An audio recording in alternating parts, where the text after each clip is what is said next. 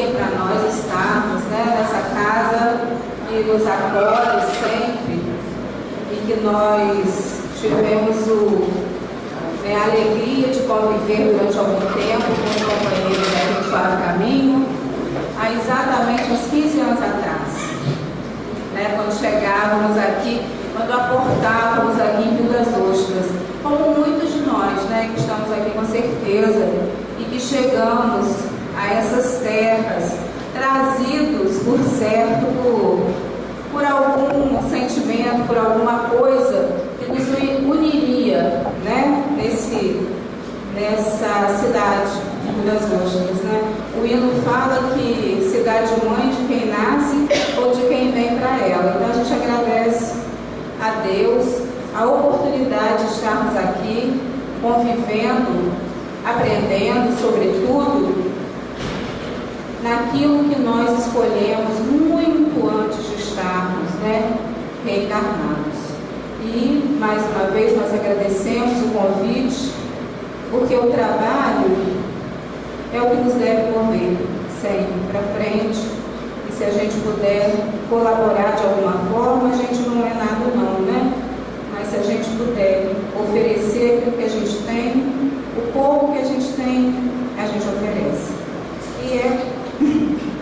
E o tema, né, que nos foi proposto, que eu falei com a companheira quando ela ligou para mim, foi o tema desse ano da Comeed. Não é o tema que está na minha camisa, né, na minha blusa hoje, porque esse aqui foi o tema do ano passado, de 2015, né? Caridade, sublime virtude para a felicidade. Esse foi o tema da Comeed, da comemoração das mocidades espíritas do estado do Rio de Janeiro, que se reúnem no Carnaval todo ano, né? É um movimento já de 30 e poucos anos, 37, nem sei qual Comeed que a gente está, 35. Mas enfim, esse trabalho é direcionado aos jovens. O tema desse ano é Desafios da Vida, Vivemos como Cristãos. E é um tema propício porque, na atual conjuntura, principalmente do Brasil, viver como cristão é um desafio, né? Optar por uma engrenagem, um movimento religioso, muitas vezes é estar nadando contra a maré, né? Porque vão nos perguntar, por certo, o que a gente tem feito, e se a gente tem feito algo, por que está tudo tão difícil?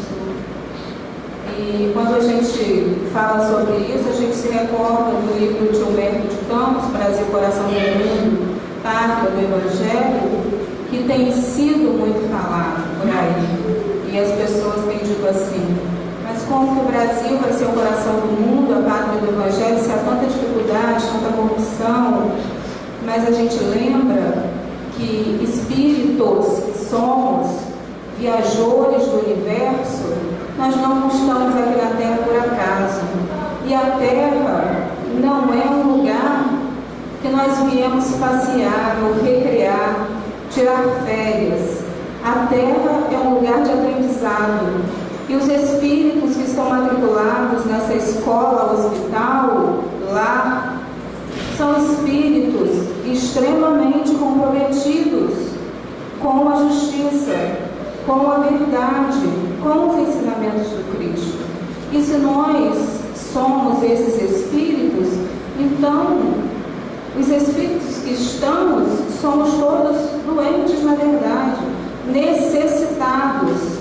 Nós não vamos encontrar pleiades de espíritos já abnegados, fazendo bem por toda parte, porque ainda não é da natureza da Terra, mas será brevemente, né? Os espíritos nos têm alertado que os tempos chegaram. Eles não têm falado mais, são chegados os tempos, como tem lá no prólogo do livro dos Espíritos, são chegados os tempos, como do Evangelho, são chegados os tempos. Não, os tempos chegaram, são esses os tempos, são os tempos de muita dificuldade, de muitos desafios, mas que compete a nós, né, aqueles que ingressaram nas fileiras do cristianismo, e nós, particularmente do cristianismo redivivo, o Consolador prometido, que veio restaurar, que veio trazer a mensagem de Jesus dos primeiros tempos, dos primeiros momentos,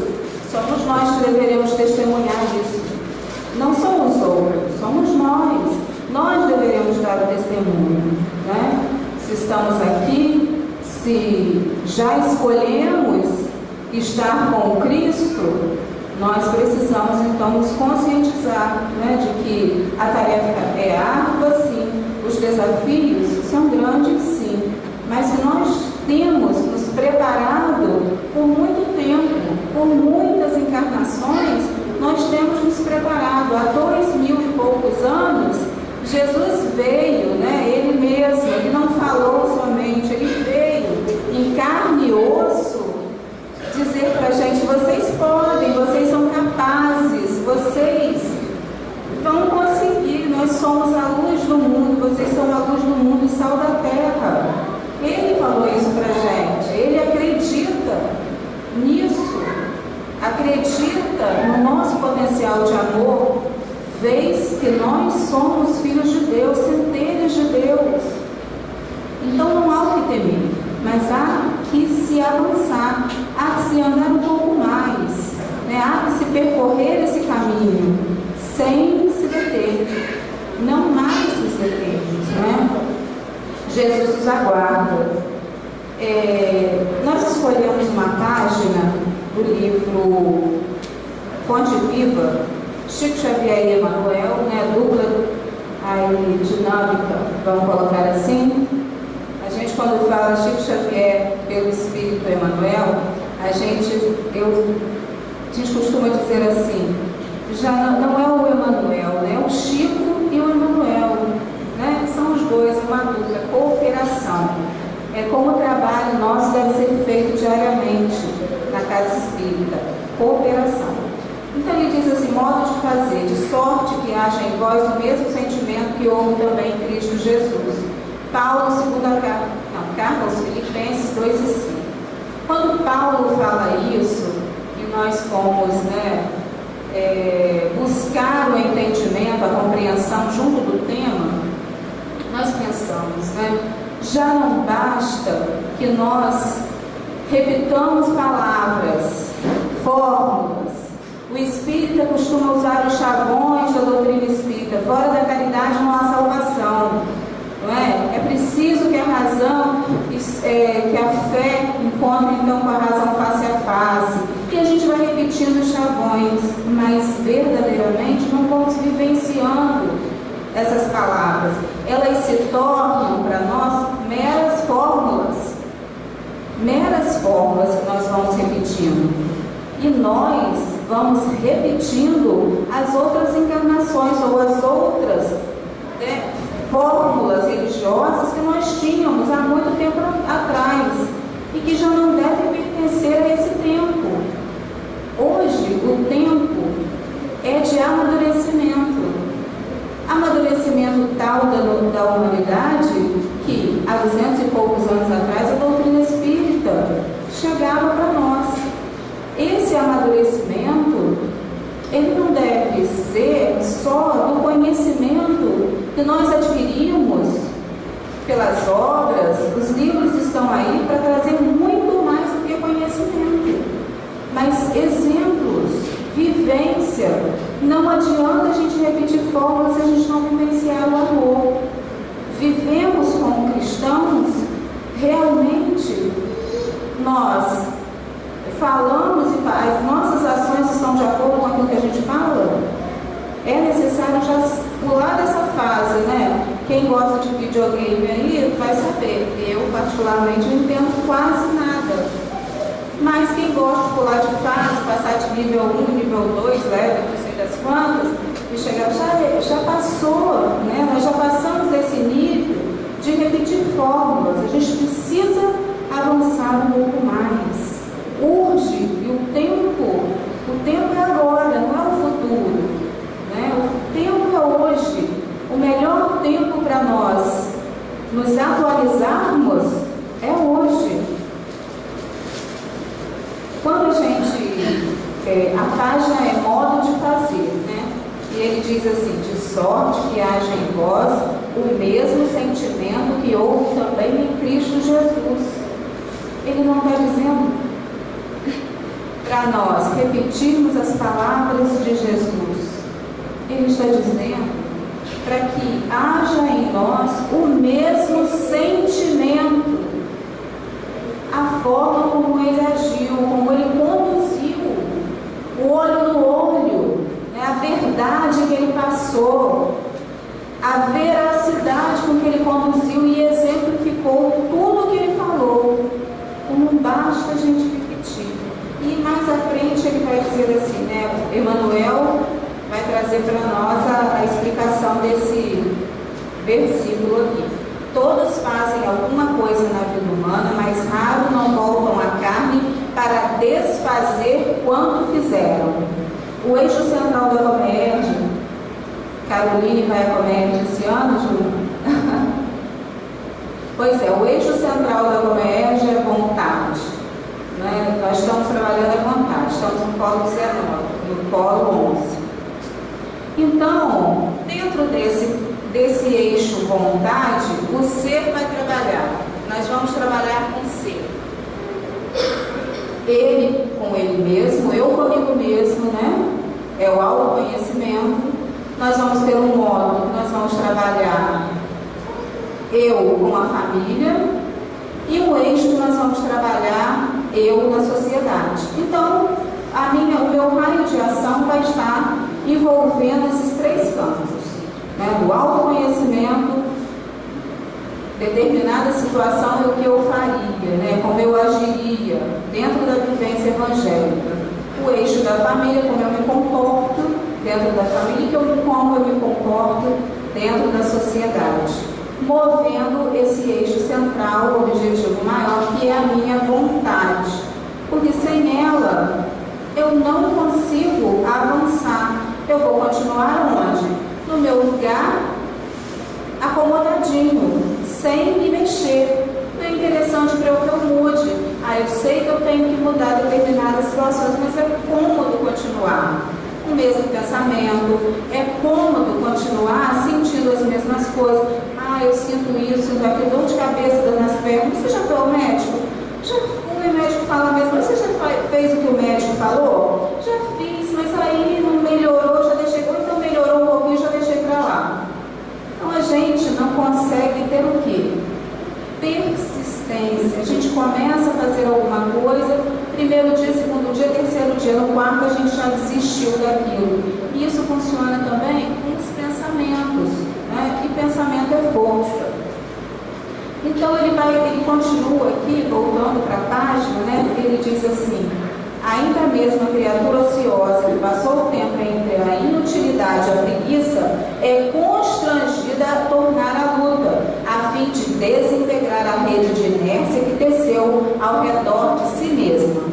Somente constrói, sem necessidade de reparação ou corrigenda, aquele que se inspira no padrão de Jesus para criar o bem. E aí ele traz para nós quem? A figura de Jesus. Sem esse modelo, sem esse parâmetro, nós não vamos avançar.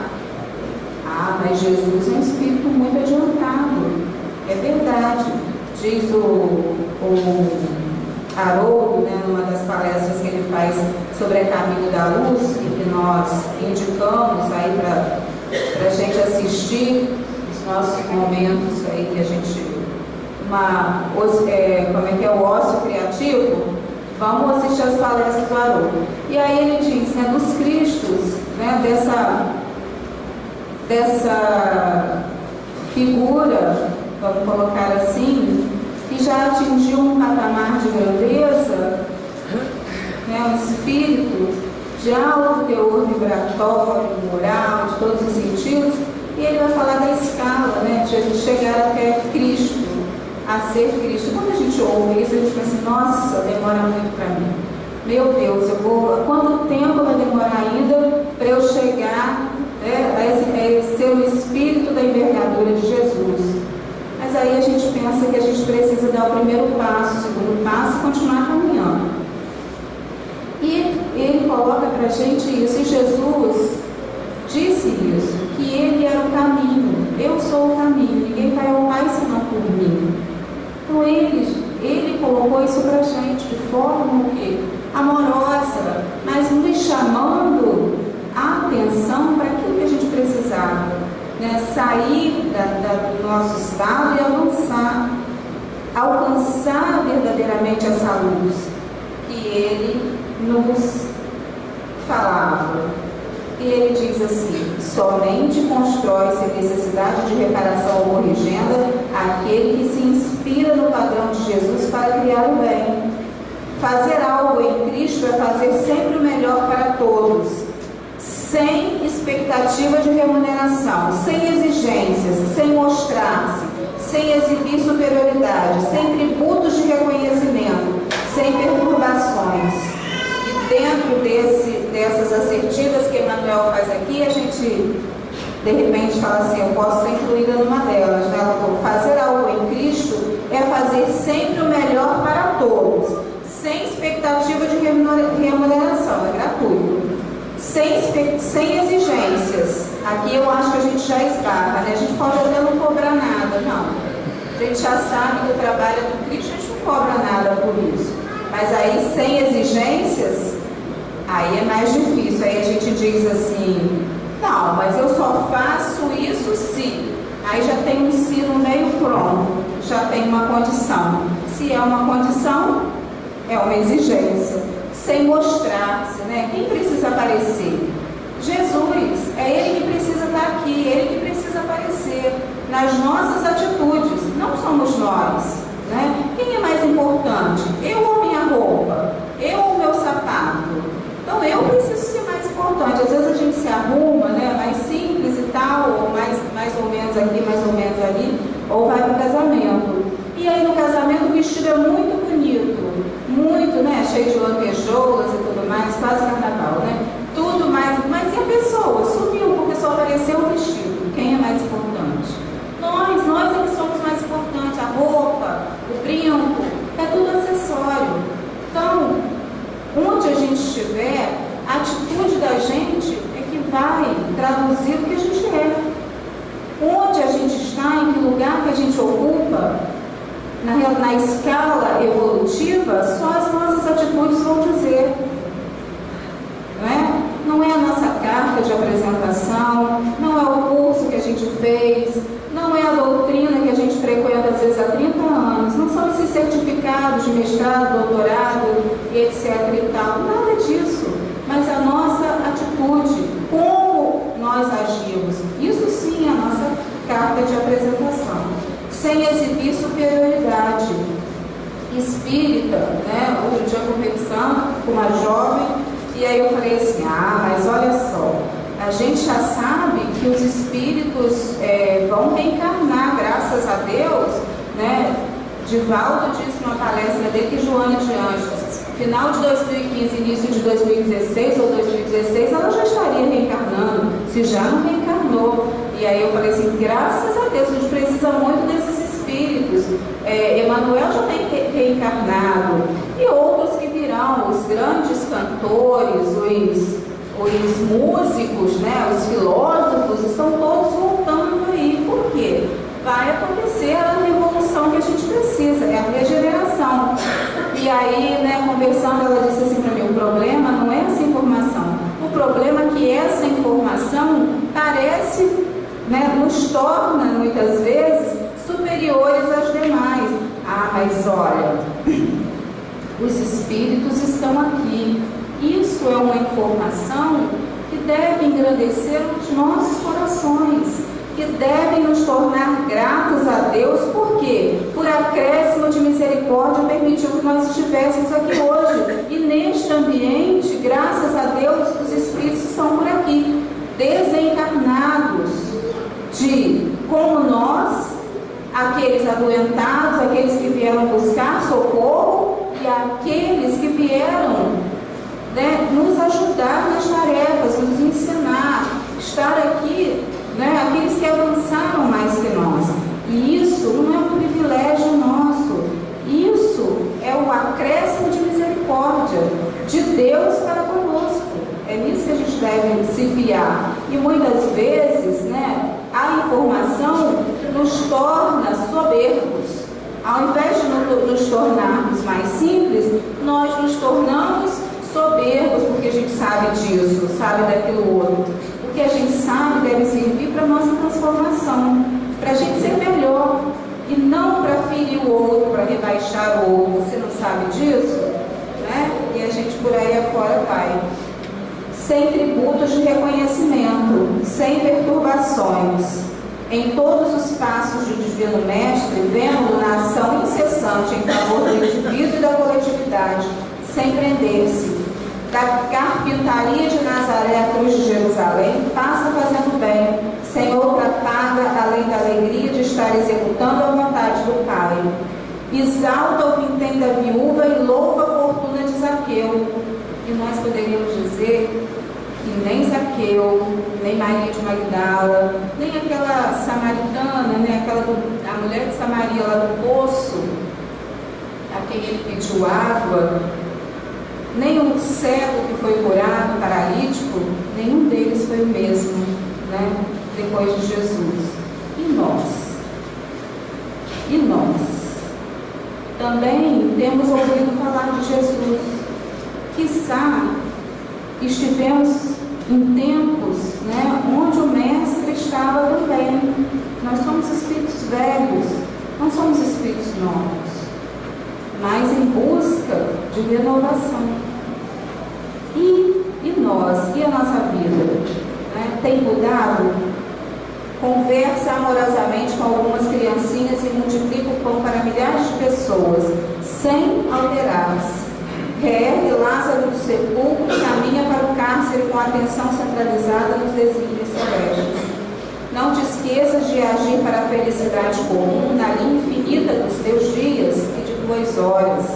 Todavia, para que a ilusão não te imponha o fel do desencanto ou da solidão, ajuda a todos indistintamente, conservando acima de tudo a glória de ser útil, de modo que haja em nós o mesmo sentimento que vive em Cristo Jesus.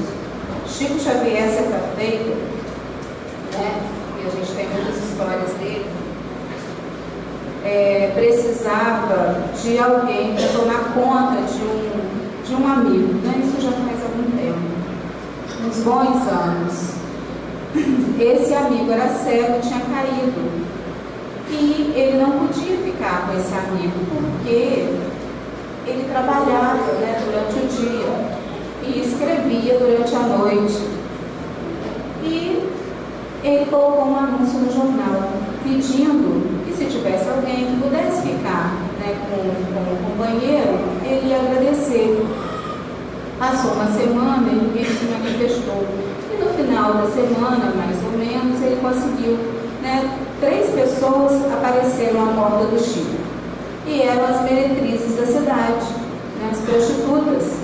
E ele falou: graças a Deus, minhas irmãs, que vocês vieram. Eu não sei se você vai querer, Chico. A gente veio para ajudar. Vimos o seu anúncio no jornal e a gente veio.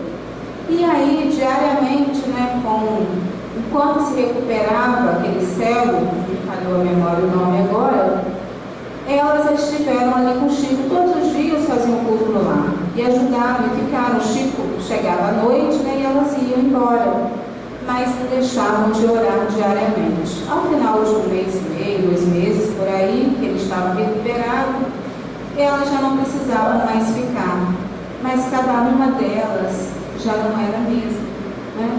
Uma foi fazer enfermagem, a outra parece que também, e a outra foi trabalhar em alguma outra coisa. Então,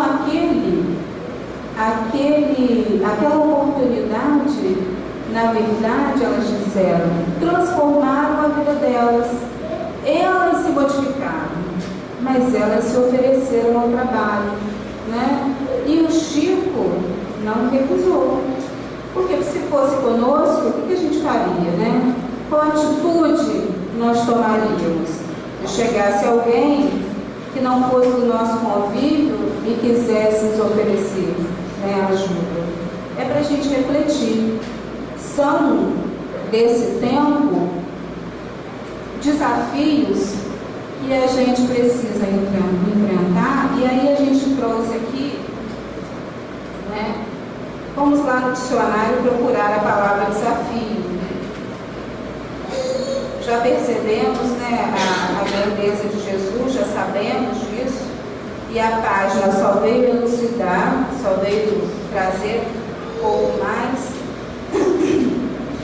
E desafio, normalmente no dicionário, é uma coisa que a gente, né, supera.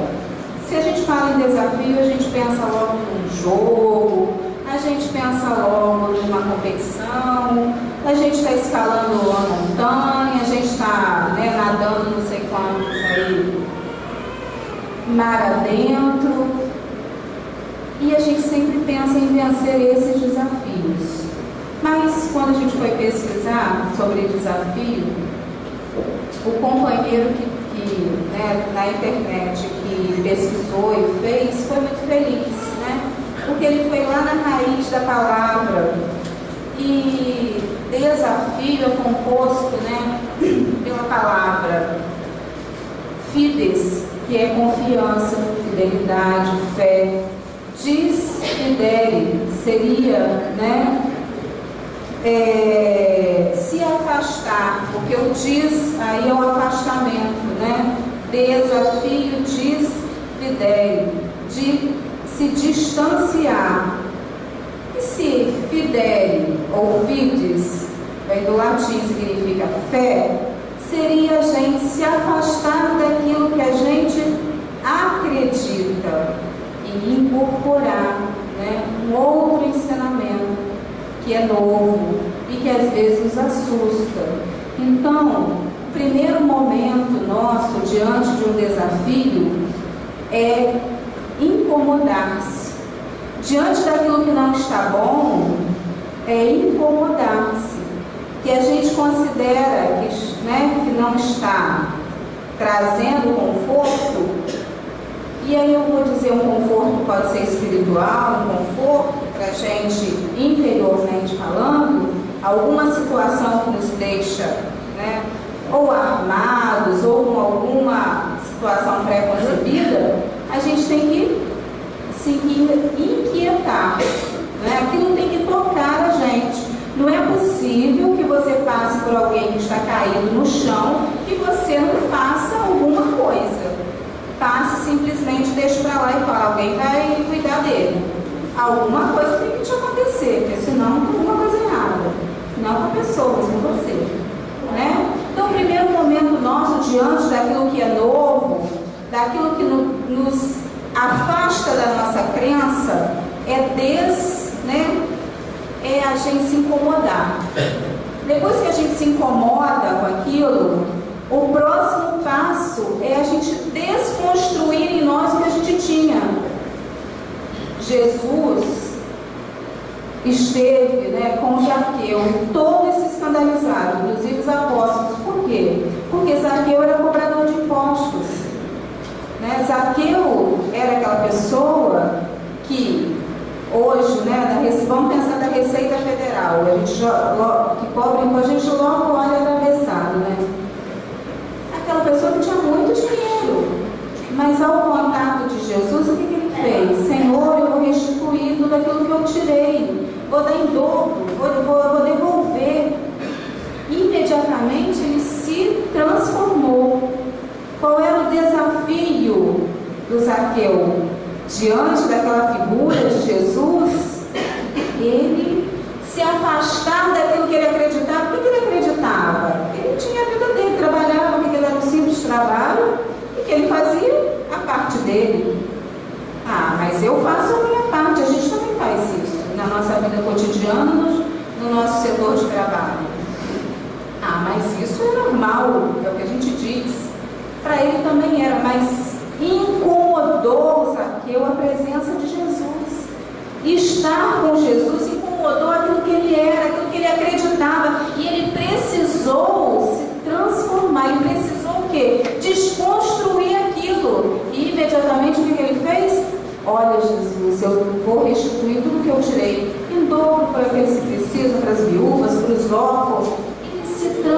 transformou, Ele modificou. O que aconteceu com Maria de Magdala?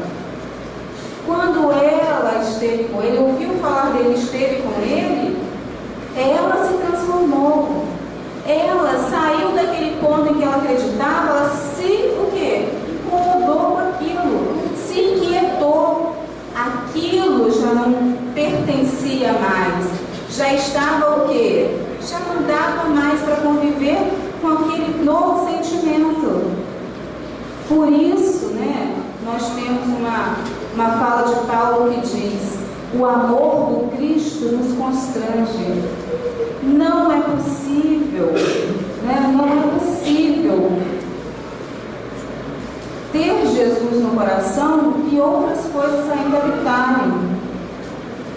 Normalmente, nós vamos nos incomodar até que aquilo saia, que aquilo não pertença mais a gente, porque não dá para habitar o mesmo coração, a mesma razão. Ora, se eu já acredito se é bom, não é possível que eu seja assim, que eu não me incomode com essa atitude que eu tenho, não a atitude dos outros, mas a minha atitude. Não é? A doutrina espírita nos convida ao autoconhecimento, à reflexão de nós mesmos, e a partir da transformação dos nossos atos é que nós poderemos então contribuir ou colaborar para que haja mudança. Então, quando a gente se distancia, né? Quando a gente desconfia daquilo que a gente sentia, e hoje nós temos muitos desafios, vamos pensar assim, né? Ainda hoje nós temos os vícios, vamos colocar aí nessa posição a violência.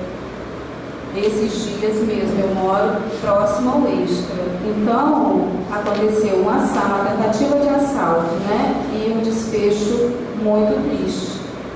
E nós pensamos assim, 2 dias depois eu fui ao Extra, vou ao Extra quase todos os dias, né? Mas 2 dias depois eu fui ao mercado, supermercado. E eu não falei nada, não perguntei nada. O mal, ele deve ficar onde ele está, né? A gente deve ter outras reflexões e atitudes sobre isso. Mas eu me perguntei ainda, né? Não procurei as respostas. Será que todas as vezes que o carro forte for abastecer, seja aquele mercado, seja um posto de gasolina ou outro, vai ter reforço policial ali para que não aconteça o que aconteceu? Será que os funcionários, os servidores tiveram contato com alguém que tenha falado para eles, né, alguma coisa, um psicólogo, ajuda de alguém, de alguma coisa? É só para a gente pensar, é só para a gente refletir. Seriam algumas ações que poderiam ser deliberadas a partir desse evento, né? Mas muito mais para nós que somos espíritas, onde está a raiz disso? Quando a gente fala dos assaltos, a gente diz assim, mas a lei é muito branda. Será que a gente precisa de leis mais severas? Onde está a raiz do problema? Não está nas leis, na verdade. A raiz do problema, ela é moral. Mesmo que se prendam todos os corruptos do Planalto e das outras cidades, das prefeituras, de tudo mais, aonde tem, das casas, porque as corrupções, elas estão em todos os lugares, né? Nos lugares mais visíveis e naqueles invisíveis, só a gente com a consciência da gente. Então, mesmo assim, a gente sabe que isso não ia resolver o problema. Por quê? O problema não é fazer mais presídios ou mais cadeias. O problema é moral. O problema passa por outro viés, por outro caminho. O problema é a gente entender assim, será que a gente está vivendo o Cristo que a gente tanto prega e fala? Ou ele é só uma convenção social? Que a gente vai a centro espírita, vai à igreja, vai ali, vai acolá e continua do mesmo jeito, né? Então o problema, ele é muito mais profundo, ele é muito mais de fundo do Evangelho, que é uma questão sobre essa, do que forma. Muitas vezes nós estamos cuidando das paredes, né? Porque elas fiquem limpinhas, bonitinhas, do corpo, mas o problema é mais profundo. O problema é de fundo e não de forma. quando as pessoas estão tão preocupadas com essa ou com aquela atitude das outras pessoas, isso tudo passa. Nós somos aqui na Terra espíritos passageiros. Esse corpo perece e tudo que a gente vivencia em termos exteriores pertence a isso que vai se extinguir. Mas nós estamos preocupados com a sexualidade do outro, nós estamos preocupados com a roupa do outro, nós estamos preocupados com o cabelo, a cor do cabelo do outro, ou com aquilo que ele determinou para a pele dele, se vai ser assim, se vai ser assado. Mas o problema é muito mais profundo do que isso. Isso pertence ao corpo, gente. Isso é só uma forma. O espírito não tem sexo. Por que a gente está tão preocupado com isso? O espírito, daqui a pouco, a Rita vai reencarnar. Eu espero, né? Reencarne. Porque é necessário, a gente precisa disso, que eu preciso ainda de muitas reencarnações mulheres. Então eu já assim, estou ainda trabalhando, né, para que eu venha, né, e dê conta da minha trajetória. Para que daqui a pouco eu nem precise reencarnar, né, nem homem, nem mulher, vou para outro planeta. Olha que beleza. Então nós estamos presos à roupa, quando na verdade a gente precisa estar preocupado com o sentimento, de sorte que haja em vós o mesmo sentimento que houve também em Cristo Jesus. É lógico que nós não vamos vir para a casa espírita com a mesma roupa que a gente vai à praia, não é disso que a gente está falando. Mas isso não pode tornar para a gente um problema. Isso tem que ser para nós, o problema está em outro lugar. O problema está na forma, muitas vezes, com que a gente fala com o outro, como a gente olha para o outro, como a gente, muitas vezes, reclama daquilo que a gente tem, daquilo que a gente não tem, daquilo que a gente ainda vai receber. Esse é o problema. Aquilo que me traz angústia, aquilo que me torna improdutivo. Um dos maiores desafios nossos é a preguiça. Preguiça, mas a gente trabalha muito.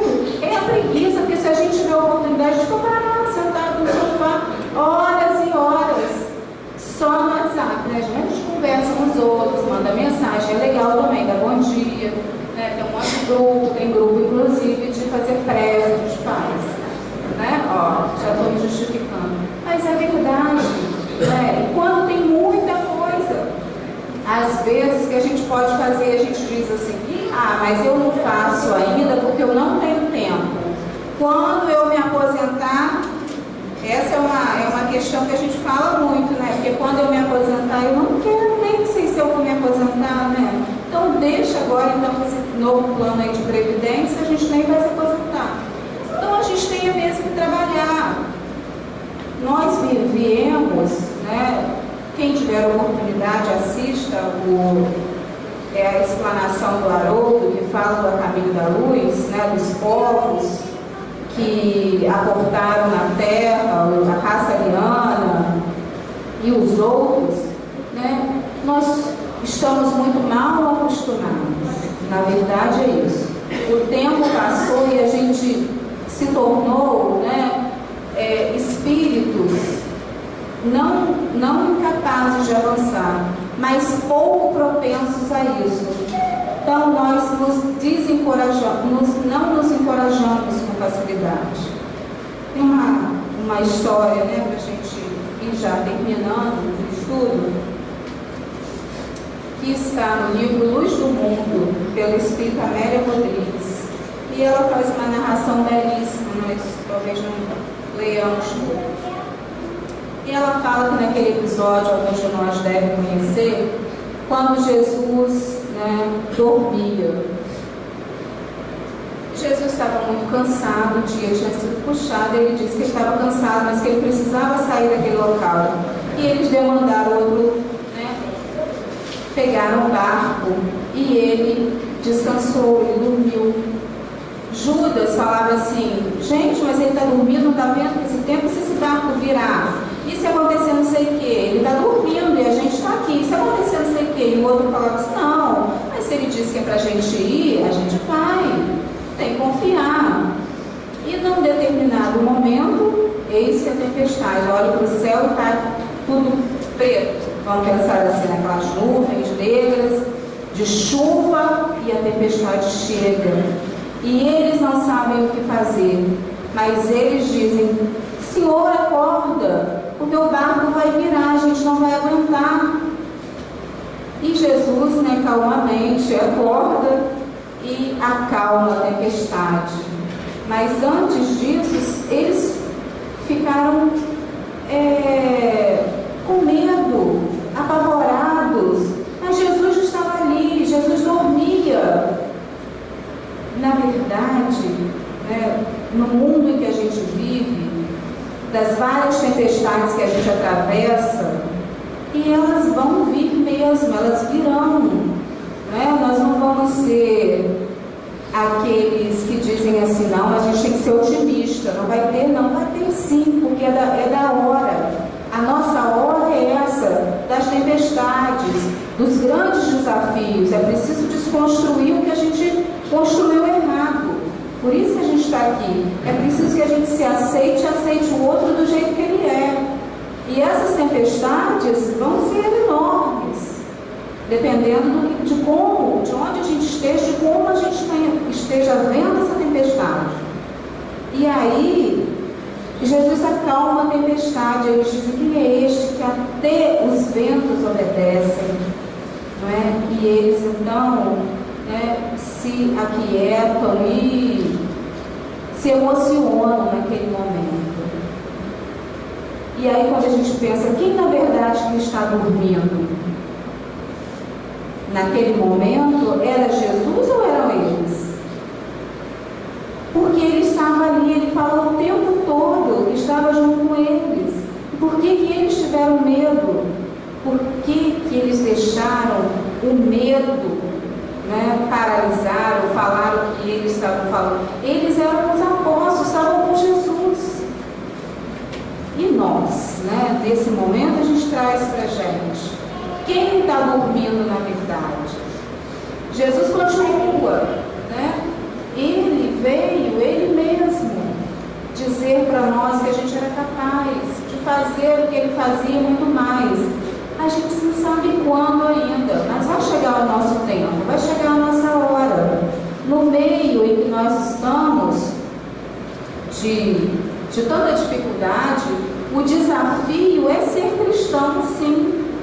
É muitas vezes nadar contra a maré, enfrentar os desafios, enfrentar as tempestades, porque é da natureza do nosso planeta. Um planeta em provas e expiações requer que os seus habitantes passem pelas provas o tempo inteiro, sejam provados para saber se isso já está sedimentado, se a gente já está apto a angariar outra série, ou se a gente vai ter que retornar de novo para cumprir as mesmas matérias. Vamos pensar que a gente é aluno em dependência, repetentes e aqueles em dependência, que não deram conta de todas as disciplinas. Quem está aí nos bancos escolares sabe o que eu estou falando, não deram conta e vão ter que carregar ainda essas matérias. A coisa só piora. Ao invés de melhorar, só piora. Por quê? Porque nós vamos adiando isso. E a doutrina nos convida, nos conclama a ser diferente. Teve uma comédia que era, e você, o que fazeis de especial? O que a gente tem feito de diferente?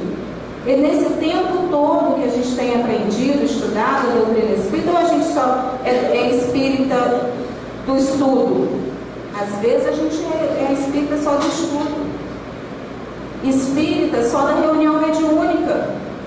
Aí os espíritos vêm, a gente tem lindas palavras para falar com os espíritos, aqueles que a gente considera os enfermos, nas reuniões de desobsessão, nas reuniões de tratamento espiritual.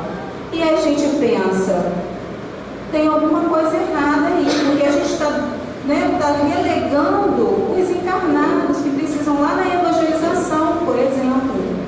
É empreenda e implemente medidas urgentes lá para a evangelização. Quando o Espírito vem aqui, pequenininho, cheio de tendência, cheios, né, de dificuldades, e que a gente vai ter o quê? Que encaminhar. É ali que a gente trabalha para que o Espírito depois não venha à reunião de desobsessão. Ah, mas tem muitos encarnados ainda. Claro que tem. Lógico que tem. E a gente tem que continuar o trabalho. Mas a gente não pode descurar do trabalho do encarnado, de forma nenhuma. Porque nós estamos na Terra, precisamos disso. Então não adianta, às vezes, os pais vêm à reunião pública, mas sabem da importância da evangelização? A evangelização é só na hora da palestra. Não deveria ser, sabe? Eu concordo com a evangelização na hora da palestra, mas concordo que a criança precisa de um horário dela, de um momento dela correr, dela gritar. Aqui, por exemplo, se ela chegar, ela vai dizer assim, shh, coitada, né? Por quê? Porque ela é criança, o momento dela é esse, de correr, de gritar. Quem tem que ir? O pai. Quem tem que ir? Somos nós, pais e mães. Se queremos que essa criança cresça dentro de princípios que a gente já considera importantes para nós deveremos ir, priorizar o horário deles de evangelização. O horário do jovem deve lá, não vou, porque não tem mocidade para o meu filho, então não vou. Mas eu levo ele para o inglês, eu levo ele para a escola, eu levo ele para tomar a vacina. Esse horário da escola é o horário que eu determino. Por que na casa espírita é diferente? Então nós, espíritas, precisamos estar antenados para isso. Valorizar esse trabalho, que é importantíssimo na casa espírita. Né? Um dos mais importantes, a evangelização. E os médiuns, né? Nessa vivência do cristianismo, estarem nas fileiras da assistência e promoção social. Sem isso, não há de se falar em mediunidade. É mediunidade sem Jesus. Mediunidade com Jesus é aquela que eu pego a mão na vassoura e vou fazer o meu trabalho. Por quê? Porque esse trabalho é tão importante quanto aquele que eu faço na hora do estudo. Tão mais importante, né? Médium precisa trabalhar, não só na reunião mediúnica. Precisa sim estar na evangelização, na assistência e promoção social, junto com aqueles que precisam mais de esclarecimento. É isso. Viver o Evangelho de Jesus é muito mais do que a gente está aqui falando, né? Isso tudo passa, e passa rápido, né? A vida na Terra de 70, 80 anos é um pulinho, é um piscar de olhos. Daqui a pouco a gente já vai até se encontrar do outro lado, né? E que a gente se encontre um pouquinho melhor, né? De quando a gente aportou aqui. Eu fiz o estudo, né, com base também no reformador de 1992. E esse reformador foi da dona Leia Malheiros, a mãe da Eliana, né, que nós conhecemos aqui na Casa Espírita do Suave Caminho. Quando a gente pegou, lembramos muito dela. Dona Leia Vale, né, do pessoal mais antigo que frequentava aqui em casa. E para encerrar a nossa fala, a gente vai ler aqui um poema do livro do Divaldo, o Divaldo Espírita Eros, para encerrar, que já são 7:03. Encontro na estrada. Assis, engalanada, esplende ao sol dourado, cidade feliz e solo inconquistado, desafiando os tempos. Eram dias de eterna primavera, as umbelas nos zimbros enflorescidas, dominando as sebes coloridas, num chão de papoulas rubras e amarelas, sobre gramas verdes claras e escuras e belas. A canção de esperança toma conta da umbria, nas montanhas altaneiras, pela cidade medieval, alcançando a Senhora dos Anjos na planície esparramada, sobre as glórias e honras debruçada. Ali, Francisco, o poverelo, fez-se cantor triunfante dela. A pauta musical é a natureza. Os instrumentos são a beleza que estua no coração, em tons e salmodias. Cada noite, todos os dias, sem cansaço nem dor, sem aflição. Louvado seja, Senhor, pelo irmão Sol, pela prateada irmã Lua, ouvindo o regato e as aves que cantam em tom mais alto, pela irmã Água tranquila e pelos pássaros gorjeantes e por todas as flores de mil cores estonteantes. A delicada sinfonia embala os homens, todas as criaturas do Senhor, em incomparável melodia. A larga estrada serpenteia, o cantor palmilha sobre a areia, musicando as horas. No encontro de caminhos, alguém interfere, com um pedido, uma litania de amargura e dor, com sofrimento em agonia. Irmão Francisco, ajude-me, o pobrezinho está no passo, e findo o estranho que pede socorro. Tenho fome e morro de solidão, supliquem débil voz. Nada tenho, irmão, para te dar. Responde o irmão Alegria, senão a noite estrelada e a claridade do dia, que tu também tens por doação do Pai. Mas um temor súbito lhe invade a alma. Francisco treme e perde a calma. O estranho é um leproso. O rosto oculto, a voz soturna e rouca apavora. Pensar em fugir, sair dali, porque o medo o desarvora. Quer evitar a doença, mas se internece. Os lábios movem-se em prece e ele se acerca gentil do enfermo e toma-lhe as mãos feridas. São pústulas abertas e enegrecidas. Ao sol do dia claro, Francisco se dobra e beija as chagas em pus. Todo ele é ternura, exulta em candor e amor, mas nota que as mãos doridas transformam-se em flor de alvim de luz. Francisco ergue os olhos e, cheio de encanto, ajoelha-se sob incontido pranto. O estranho fala, sua voz doce embala. Sim, Francisco, sou eu, Jesus. Que Jesus nos ampare hoje e sempre. Graças a Deus.